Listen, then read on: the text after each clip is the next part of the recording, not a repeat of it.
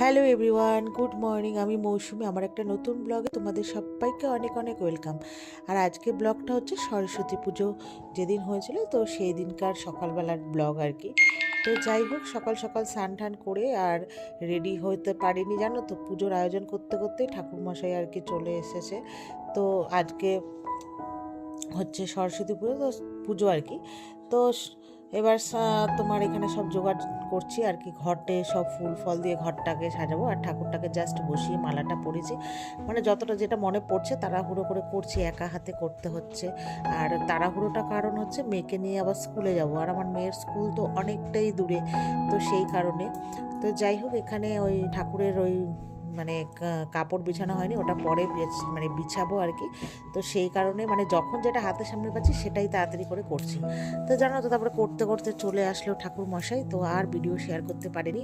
তো ঠাকুর মশাই এসে আমার সাথে সাথে হেল্প করে উনি আর কি পুজোটা জাস্ট করে দিয়ে চলে গেল।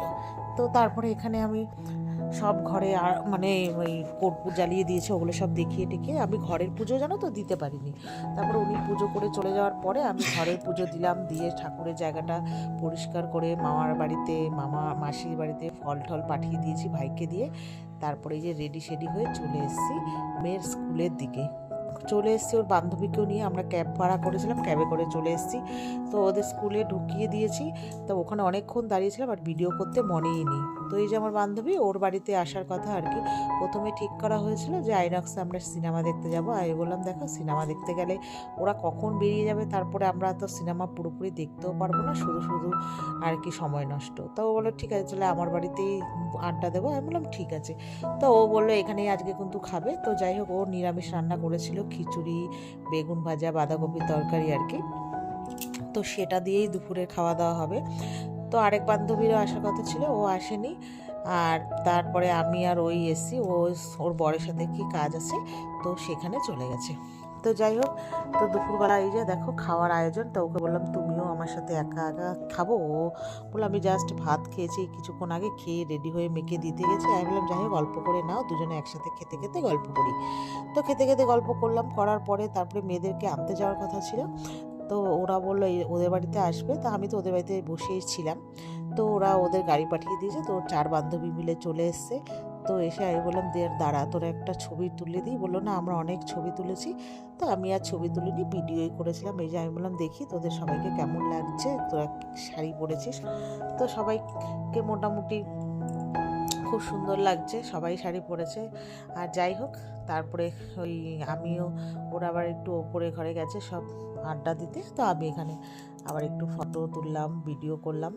তো তারপরে বান্ধবী বললো চা খাবে, সকাল থেকে ও চা খায়নি যেহেতু উপোস ছিল। তা আমি বললাম খাওয়াও। তো যাই হোক, খাওয়া দাওয়া করলো, মানে ওকে চা খেলাম, আর ওরা কিচ্ছুই খেলো না। তারপর ওরা গল্প করছে, তো বললো চলো ছাদে যাই, গাছে একটু জল দেবো।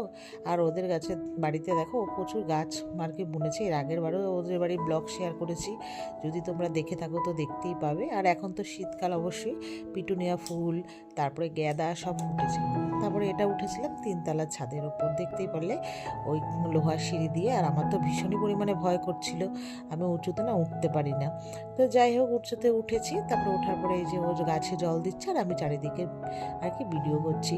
আর ওদের মানে বাড়িটা হচ্ছে জাস্ট এয়ারপোর্টের সামনেই, মানে ওপর দিয়ে প্লেন গেলে না এত জোরে আওয়াজ হয়, আর অনবরত যেতেই থাকে। তো সেই জন্য আমি আর ভয়েস ওভারটাই দিলাম। আমি তো কথা বলে বলে ভিডিও খুব একটা করি না। তো যাই হোক, এই দেখো পিটুনিয়া গাছগুলো কি সুন্দরই না হয়েছে। আর চারোতে একটা ছোট্ট বাতাবি লেবু হয়েছে, সেটাও তো তোমাদের সাথে শেয়ার করলাম। তো তারপরে বললাম চলো নিচে যাই। তো নিচে গিয়ে একটু বসে বাড়ি চলে এসেছি। এসে তারপরে রেডি, মেয়ে বললো ও আর শাড়ি চেঞ্জ করবে না। তো আমি বললাম তো আমি শাড়ি চেঞ্জ করে সালোয়ার পরে মার বাড়ি চলে এসেছি। তো মেয়ে ওই যে মার বাড়ি এসছে। আর এই যে দেখো, এবার একটু বসে যাব মায়ের সাথে বিয়ের নেমন্তন্ন করতে। তোমাদের সাথে ছোট্ট ছোট্ট বিয়ের জিনিসগুলো ছোট্ট ছোট্ট করে ভিডিও করে আর কি দেখাচ্ছি, পুরোটা দেখাতে পারছি না, কখন কোথায় চলে যাচ্ছি মনেই থাকছে না ভিডিও করতে। তো চলো এখন নেমন্তন্ন করতে বেরোবো। আজকের এই পর্যন্ত, আবার দেখা হবে তোমাদের সাথে অন্য কোনো ব্লগে। তো চলো tata, bye, see you, good night.